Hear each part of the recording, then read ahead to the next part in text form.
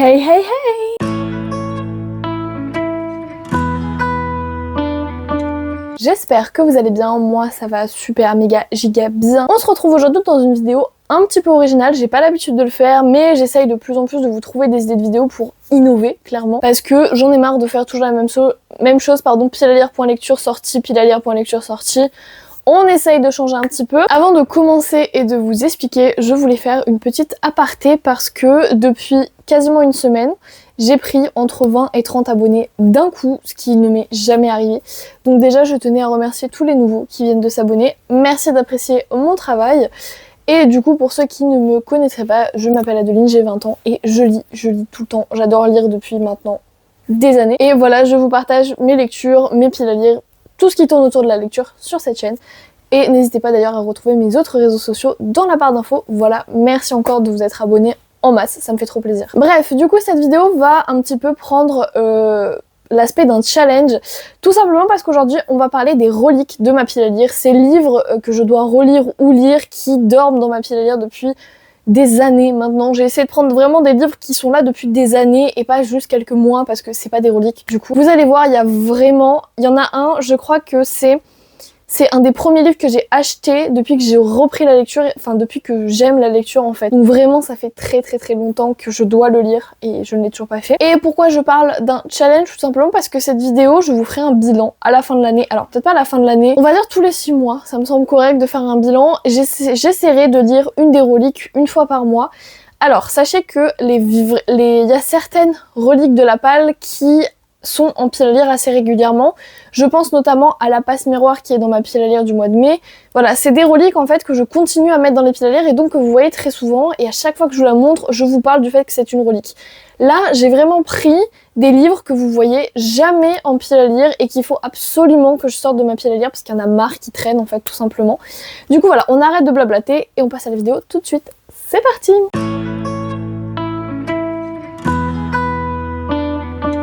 Du coup, j'en ai vraiment beaucoup. Je sais pas si je vais réussir. Je l'ai fait 2 piles. Voilà, je vous prends carrément. Ils sont juste là. Vraiment, il y en a vraiment beaucoup. Donc, je vais essayer de me dépêcher. On commence avec Eleana, le tome 1 de Sarah Dimas, l'assassineuse chez La Martinière. C'est vraiment une relique parce que pour vous dire, j'ai commencé à lire cette saga. C'était encore le moment où c'était les anciennes couvertures, je vous la mettrai juste ici. Et je les prenais à la bibliothèque, je l'avais pas encore acheté. Celui-là, je l'ai acheté il y a 2 ou 3 ans. Pour le relire en fait tout simplement parce que j'ai lu qu'Eleana en 4e ou 3e, donc ça commence à remonter. Et j'ai très envie d'avancer dans cette saga, j'avais lu que le tome 1. Je dois relire le tome 1 depuis maintenant 2, 3 ans, 4 ans peut-être. Sachant qu'à l'époque je l'avais acheté avec l'offre de lancement, je sais pas si vous allez voir. C'est La Martinière quand ils lancent des tomes 1 ou des rééditions, ils font les tomes 1 à 10 € au lieu de 21 et quelques. Donc voilà, j'avais sauté sur l'occasion pour l'acheter. Je ne l'ai toujours pas lu, dans mes souvenirs j'avais adoré le tome 1. J'avais très envie de continuer cette saga mais ça me refroidissait un peu le fait qu'elle ne soit pas éditée en France, si c'était arrêté au tome 2 ou 3. Là j'ai vraiment envie de relire Eleana. J'ai d'ailleurs hésité à le mettre dans la pile à lire du mois de la fantasy, donc on verra si jamais elle est lue pendant le mois de la fantasy. Ensuite le fameux livre dont je vous parlais tout à l'heure qui est là depuis que j'ai recommencé à lire, The Curse de Marie Rutkowski. Il y a même des cheveux dedans tellement il est vieux le truc. Chez Lumen. Alors pour la petite anecdote, c'est un livre, à l'époque j'étais pas du tout sur tout ce qui est Bookstab, Booktube, etc. C'était même très peu, enfin il y en avait beaucoup moins que maintenant, hein. Maintenant il y a eu un gros boom. Et à l'époque, il y avait The Kiss, donc qui est le tome 3 qui est sorti, et comme une débile, j'ai acheté le tome 3 parce qu'en fait c'est marqué nulle part que c'est tome 1, tome 2, tome 3, faut le savoir quoi. Ça revient à la mode ça d'ailleurs et c'est super chiant parce que vraiment j'ai la flemme d'aller voir sur internet, savoir c'est un tome 1, tome 2, tome 3.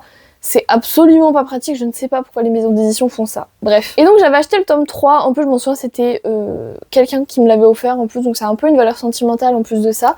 Et du coup des années plus tard j'ai acheté le tome 1 en me disant qu'il fallait que je lise la trilogie, étant donné qu'il manquait que le tome 2. Je ne l'ai jamais fait. Voilà, donc c'est le moment de sortir cette... Là on est sur de la relique de chez Relique, parce que vraiment je l'ai acheté en avril de ma 4e, donc en 2018. Voilà. Vraiment, on est sur la relique de chez Relique.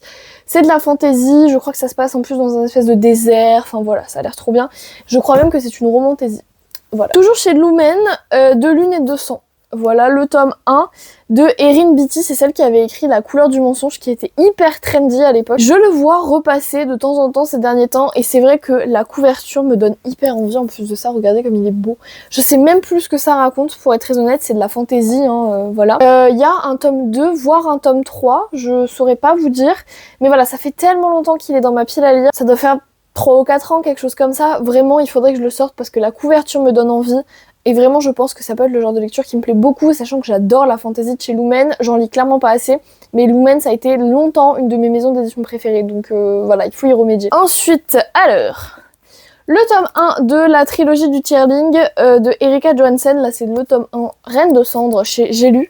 À l'époque, ils existaient en grand format, mais ils étaient super chers. Du coup, j'ai attendu la sortie poche. Je l'avais commencé. Voilà, je l'avais commencé et je ne l'ai jamais terminé. J'avais lu une cinquantaine ou une soixantaine de pages. Ça avait l'air intéressant, vraiment. C'est une princesse qui a grandi en exil et un jour elle va être rapatriée en fait dans la capitale pour gouverner le royaume et elle va devoir en fait se battre pour garder sa place parce qu'il y a des gens qui veulent la tuer, il y a des gens qui veulent l'évincer, enfin voilà. C'est le genre de fantasy que j'aime beaucoup parce que c'est les fantaisies politiques. J'en ai parlé dans le réel d'hier d'ailleurs. Donc voilà, c'est vraiment quelque chose que j'apprécie énormément, les fantaisies politiques. Je ne sais pas ce que j'attends en fait pour le lire. À l'époque aussi, c'était un livre hyper trendy. Toutes les influenceuses, enfin à l'époque c'était pas des influenceuses, mais tout Booktube, etc. lisaient la saga du Tierling. J'ai 14 trains de retard, mais bon, je me dis que cette année, peut-être. Apparemment, il a été adapté au cinéma. Je ne l'ai jamais vu au cinéma avec Emma Watson. Dites-moi si ça vous parle au cinéma, parce que je n'en ai jamais entendu parler. Ça m'étonnerait même pas que ce soit un projet avorté, parce que clairement... Enfin bref. Ensuite, alors ça va être une relecture. Le Dernier Magicien, là c'est le tome 1 L'Ars Arcana de Lisa Maxwell chez Casterman. Alors ce qui me bloque un peu dans la relecture de ce livre, c'est que je crois que c'est une trilogie qui n'a jamais vu son tome 3 édité. Je n'ai jamais eu de nouvelles d'un éventuel tome 3. Il y a le tome 2, il est sorti, je l'ai même. C'était une saga qui à l'époque m'avait beaucoup plu. C'était un petit début de romantésien. Pour être très honnête avec vous, voilà, ça commençait à partir vers là. J'ai jamais lu le tome 2, j'avais lu le tome 1, j'avais bien aimé. Je pense que le tome 3 n'est pas édité en France. Je vous ferai un petit update, je vous mettrai un petit mot quelque part pour vous le dire, parce que là, je vais pas regarder maintenant. Mais dans mes souvenirs, on n'a jamais entendu parler du tome 3. Donc déjà, s'il faut le lire en anglais, je me sens que l'univers était quand même assez complexe. Ça va aller. Après, oula oh, putain, je m'attendais pas. C'est écrit tellement gros. Waouh! Ah, j'ai pas mal à la tête là, hein. Là y a pas de problème, putain mais... Alors c'est une briquette, mais vu la police de l'écriture et mon rythme de... Oula, pourquoi vous êtes... On est dans le noir, je ne comprends pas. Bon, étant donné mon rythme de lecture actuel et la police d'écriture, je pense que ça, c'est lu vraiment très rapidement. Étant donné mon rythme de lecture actuel et la taille de la police, je pense que je peux le finir vraiment très vite. À l'époque, je me sens que ça avait été un livre long, il fait 650 pages. À l'époque, je lisais peu, dans le sens où je recommençais à lire vraiment de manière assidue, donc je lisais pas vite du tout. À l'heure actuelle, j'ai vraiment un rythme de lecture assez effréné, dans le sens où pas je lis beaucoup de livres, mais quand je lis, je peux lire 100 à 150 pages par heure, ça dépend de la taille de police, mais là, large, les 150 pages, largement. Enfin bref, du coup, je vais me renseigner pour le tome 3, et même s'il n'y a pas de tome 3, j'essaierai quand même de finir cette saga qui m'avait beaucoup plu à l'époque. Alors celle-là, je vous en ai parlé il n'y a pas si longtemps, en fait, pour être très honnête. Il s'agit des Brumes de Cendrelune, le tome 1, Le Jardin des âmes, de Georgia Caldera, chez J'ai lu. Je vous en avais parlé, pourquoi? Parce que je suis une énorme fan de Georgia Caldera, j'ai adoré La Cité des Songes, que j'ai bouffé en 2 mois, littéralement. J'ai acheté ce livre bien avant de savoir que j'aimais Georgia Caldera, j'ai même pas capté que c'était Georgia Caldera quand je l'ai acheté, alors qu'à l'époque aussi elle était assez trendy, hein. À l'époque où je l'ai acheté, c'était Nos chemins de travers, etc. pour ceux qui connaissent. Et quand j'ai lu La Cité des Songes, je l'ai vraiment, pareil, acheté par hasard et lu par hasard. Je me suis dit non mais c'est pas possible, il faut absolument que je lise celui-là. Et depuis, il traîne dans ma pile à lire. Et des fois, je le mets en pile à lire, mais je le lis jamais. Il est court comme je sais pas quoi. J'adore la plume de Georgia Caldera. Enfin, je veux dire, je ne sais pas ce que j'attends réellement. Je ne sais pas.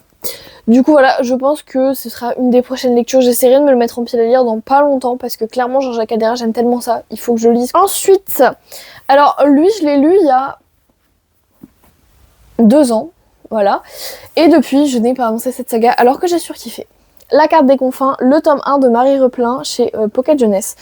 La fin nous avait laissé sur un putain de cliffhanger de fou malade. J'avais acheté le tome 2, vous voyez il est juste là. Et je n'ai jamais avancé cette saga. Alors maintenant, je vais relire le tome 1 parce que c'est clairement impossible d'y aller sans avoir relu le tome 1, clairement. Je pense que ce sera tout sauf bien. J'avais surkiffé, c'était une romance avec de la fantaisie, des pirates, et la fin nous avait laissé sur le cul mais de manière monumentale. Et d'ailleurs j'aimerais beaucoup lire aussi le nouveau livre sorti de l'autrice qui est Affronter la nuit. Mais voilà, du coup j'avais kiffé l'univers, j'avais kiffé l'histoire, j'avais adoré les personnages et c'est vraiment dommage que je l'ai pas continué. Et j'ai très envie de le continuer parce que le tome 3 est sorti, donc la trilogie est finie. Voilà, je pense sincèrement que pour l'été, je pourrais le lire parce que en plus l'ambiance un peu pirate et tout, je pense que ça peut être pas mal. Alors celui-là, il a 14 000 ans, je sais même plus quand je l'ai acheté. Les saisons de la tempête, le tome 1 de El Cosimano. Alors c'est pas marqué que c'est un tome 1, mais j'ai vu qu'il y avait des choses qui... Enfin... Il y avait, comment ça s'appelle? Il y avait une suite en fait, donc j'ai pas tout compris. Chez De Saxus, déjà à l'époque, j'achetais du De Saxus. On va être sur de la romantaisie, un peu du enemies to lovers, dans le sens où ils sont supposés être ennemis, mais en fait ils vont devenir lovers. Enfin bref. Du coup voilà, je l'ai mis en palle des dizaines et des dizaines de milliards de fois et je n'ai jamais sauté le pas. Peut-être parce que le fait qu'il y ait un tome 2 en fait m'a refroidi alors que je pensais que c'était un one shot, c'est possible aussi. Mais j'ai vraiment envie de le lire parce que je pense que c'est une fantaisie qui peut énormément me plaire et je suis déçue de passer à côté. Et je crois que El Cosimano a écrit d'autres choses, donc ce sera l'occasion aussi de me plonger sur le reste de sa bibliographie. Mais voilà, il faut absolument que je le sorte. J'espère cet été je vais réussir à le sortir parce que vraiment j'en peux plus de me le trimballer en pied à lire. On a bientôt fini la fantaisie, après le reste c'est que de la romance. La guerre du lotus de J. Christophe, le tome 1 Storm Dancer chez Big Bang. Alors j'arrive pas à enlever cette étiquette de merde. C'était pareil chez Big Bang, ils faisaient des promos aussi pour... Ils faisaient toute une campagne en fait où tous les tomes 1 étaient à 10 €. Et du coup j'en avais profité pour acheter la guerre du lotus. On va être sur une fantaisie dans un univers très asiatique. J'ai trouvé mes tickets de caisse Leclerc Culturel, yes. Le 3 août 2021, voilà.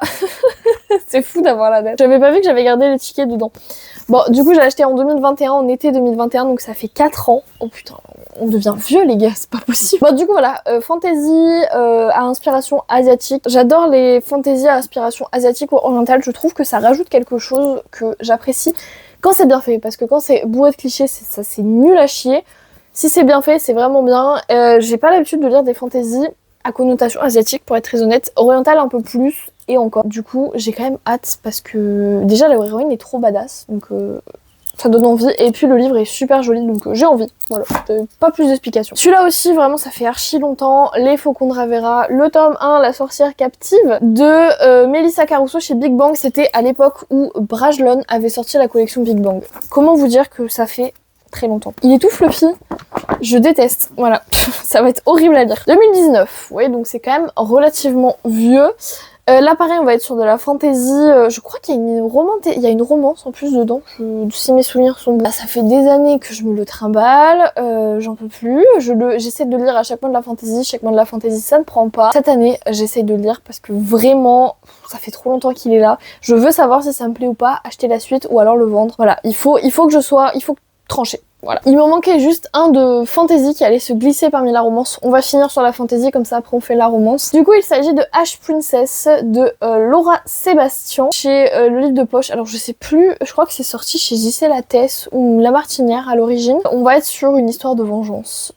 Voilà, donc moi j'aime trop les vengeances. Ouais, on est sur une vengeance, elle a été maltraitée, on a tué sa mère, c'est en fait une princesse. Et elle va essayer de reprendre le contrôle de son royaume. Donc voilà, j'aime beaucoup. J'adore la couverture. Alors ce qui est juste chiant, c'est l'effet glacé de J'ai lu. J'aurais largement préféré cette couverture en soft touch. Donc comme ça quoi.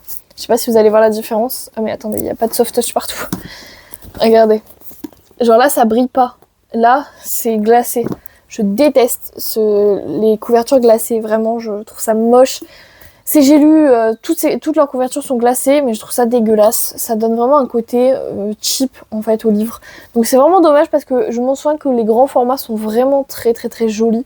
Donc voilà, je suis un peu dégoûtée. Bref, on passe à la romance et il nous reste du pain sur la planche. Je vous montre ça. Voilà tout ce qui nous reste en romance. C'est en train de tomber. Le tome 1 de Follow Me, Seconde Chance de Fleur Anna chez Hugo Roman. Ce livre, ça fait peut-être 3-4 ans qu'il est dans ma pile à lire. À l'époque, c'était hyper hype de lire du Fleur Anna. Genre, c'était vraiment l'autrice à lire en romance. C'est un drame psychologique, donc vous comprenez pourquoi j'y vais pas franchement. Oh, il y a une playlist, putain. C'était hyper rare les playlists à l'époque de ce livre, vraiment. Genre, il est sorti en 2017. Et à l'époque, déjà, il y avait des playlists. Je suis outrée. C'était hyper rare les playlists à l'époque. Je suis un peu choquée parce que je crois que j'avais jamais ouvert le livre en vrai. Et voilà, c'est trop bien. J'adore la couverture, vraiment, l'objet livre est juste magnifique. Ça me donne envie et à la fois le fait que ce soit un drame psychologique, ça me fait flipper de ouf. Mais bon, il va falloir sauter le pas parce que j'ai vraiment envie de découvrir La Plume de Florana. J'en entends parler depuis des années maintenant. Il faudrait que je le fasse, il faudrait vraiment que je le fasse. Ensuite, une relique de chez Relique. J'ai retrouvé la story où je vous le présentais en plus de ça à l'époque. Le tome 1 des Héritiers, La princesse de papier de Erin Watt chez Hugo Roman. C'était un livre, à l'époque je m'étais fait une amie sur Bookstagram, on se parle plus du tout maintenant, voire plus trop, voire plus du tout, mais elle adorait ce livre, elle l'adore toujours d'ailleurs pour être très honnête, et elle m'avait forcé de nombreuses fois à le lire, enfin forcé.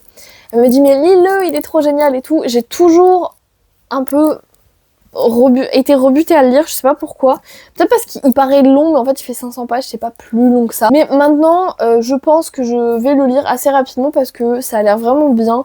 Et en plus de ça, il est pas si grand que ça, donc écoutez, pourquoi pas. Par contre, la couverture est très criarde, ça me tend un peu. Genre vraiment, c'était clairement les couvertures de l'époque. Maintenant, je trouve ça un peu... voilà quoi. Toujours en romance, cette fois-ci on passe à une relecture. Il s'agit des Marked Men. Alors, à l'époque, tout le monde disait les Marked Men, mais quand on sait bien parler anglais, c'est les Marked Men. C'est horrible. Du coup, là, c'est le tome 1 Rule de Jake Ronover chez Hugo Roman. Ils sont en train, en plus de ça, de l'adapter en film. Alors... je vais pas le regarder parce que je déteste les films, surtout les films romantiques, je ne peux pas. Mais c'est vrai que le fait qu'ils sortent le film, ça me donne envie de le relire parce qu'à l'époque j'avais vraiment kiffé, franchement c'était pas mal. J'ai le tome 2, en plus de ça, j'avais demandé à Noël le tome 2.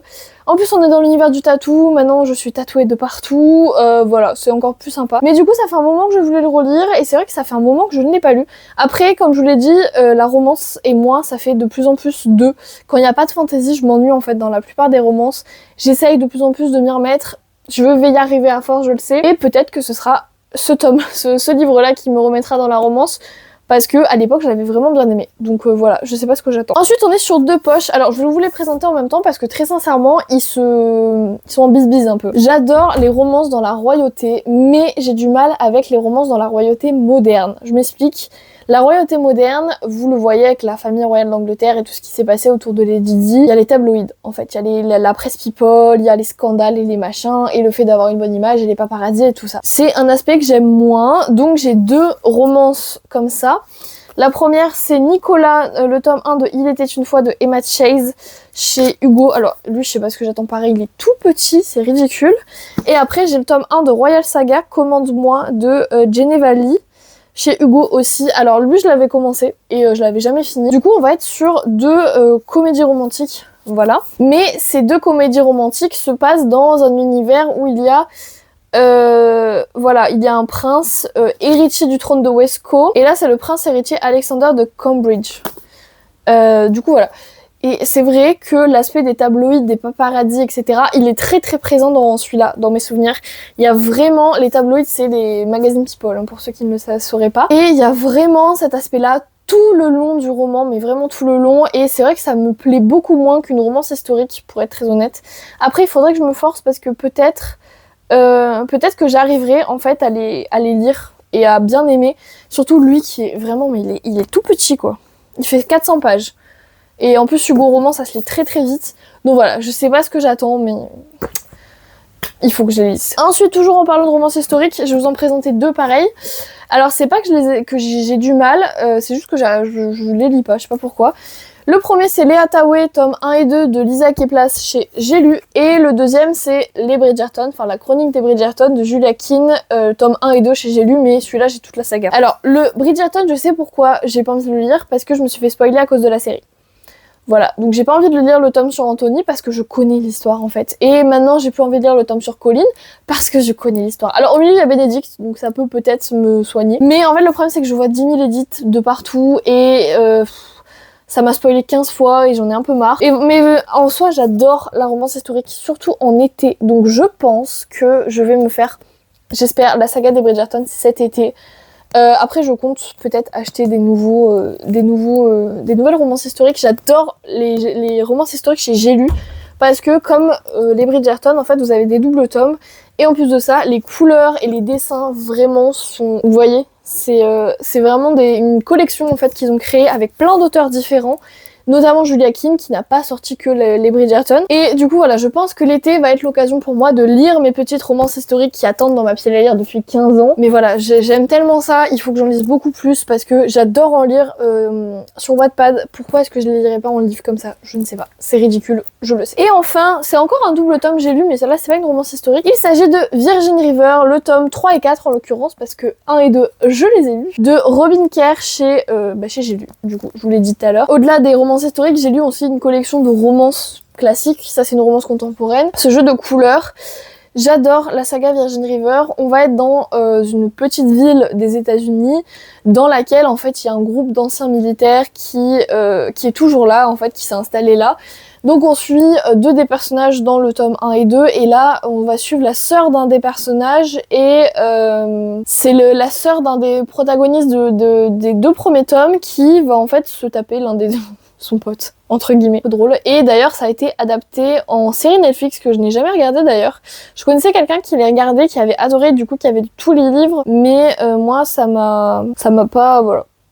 C'est tout ce que j'ai à dire, ça ne m'a pas transcendé. Bref, la série, je parle, les livres j'adore. J'ai essayé de lire le tome 3 en avril de l'année dernière, d'ailleurs je vous en avais parlé dans le vlog lecture de l'année dernière, c'était il y a longtemps, hein. Et j'avais pas réussi, voilà, ça m'avait vite gonflé en fait. Et en fait l'écriture donne mal à la tête, je trouve.